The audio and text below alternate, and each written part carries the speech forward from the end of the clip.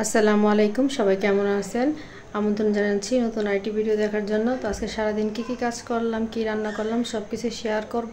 তাহলে ভিডিওটির পাশে থাকবেন, লাইক কমেন্ট শেয়ার করবেন, আর আমার ইউটিউব চ্যানেলটা সাবস্ক্রাইব করবেন, আর ফেসবুক পেজটা ফলো দিয়ে অবশ্যই পাশে থাকবেন। তাহলে চলুন ভিডিওটি শেয়ার করি। তো রায়নের বাবা একটু বের হবে, তো সে অসুস্থ।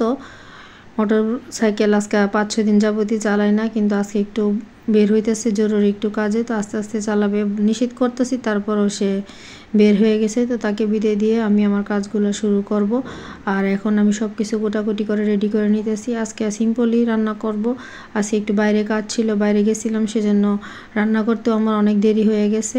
তো আমি এখানে করলা ভাজি করব আর জাগর মাছ ভুনা করব। তো আজকে দুইটা রান্নাই, আজকে বেশি কিছু রান্না করব না। তো মাছগুলো আমি ভেজে নিতেছি, ভেজে তারপর আমি আলু করলা এগুলো কেটে নিছি। তো ধুয়ে আমি এক পাশে ভাজিটা বসাই দিয়েছি, আরেক পাশে আমি মাছটা বসাই দিব। তো দ্রুত কাজগুলো আজকে সারতে হবে, যেহেতু বের হয়ে গেছি বাইরে, আমার একটু কাজ ছিল। তো কাজগুলো সেরে এসে রান্না করতে আসলে আজকে অনেকটাই লেট হয়ে গেছে। তো এখানে আমি মশলাটা কষাইয়া মাছের জন্য তারপরে আমি মাছগুলো দিয়ে দিব। তো মশলাটা ভালোভাবে কষানো হওয়ার পর তারপরে এখন আমি মাছগুলো দিয়ে দিছি। তো নাড়াচাড়া দিয়ে আমি একটু পরে সামান্য একটু পানি দিয়ে ঢাকনি দিয়ে ঢেকে দিব। তো তারই ফাঁকে আমি ঘর দুয়ারগুলো আজকে আবার পরিষ্কার করব। আজকে আফনানের রুমটা পরিষ্কার করব। তো আফনানের রুমের বিছানা চাদরটা উঠে সব কিছু মুছে ঝেড়ে পরিষ্কার করলাম।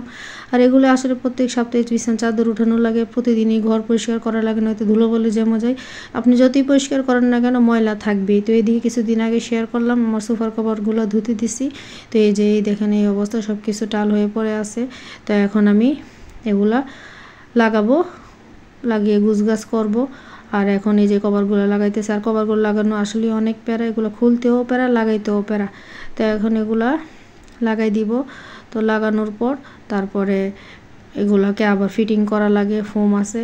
তো এগুলো দিলে আসলে সোফার উপরে ময়লা হয় কম আর খুব সুবিধা হয়, সেজন্য এগুলো আসলেই দেওয়া।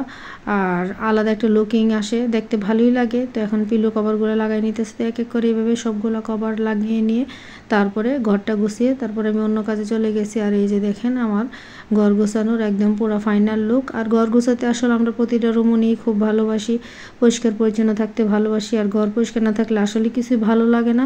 আর এগুলো হচ্ছে আমার আজকে রান্নার ফাইনাল লুক। তো আজকে সিম্পল আয়োজন, সিম্পল মেনু, বাসায় কেউ নাই, আমার শাশুড়ি চলে গেছে, সেজন্য আছে খুব সামান্য আয়োজন। তো রাতের জন্যই আয়োজনগুলো করা হয়েছে।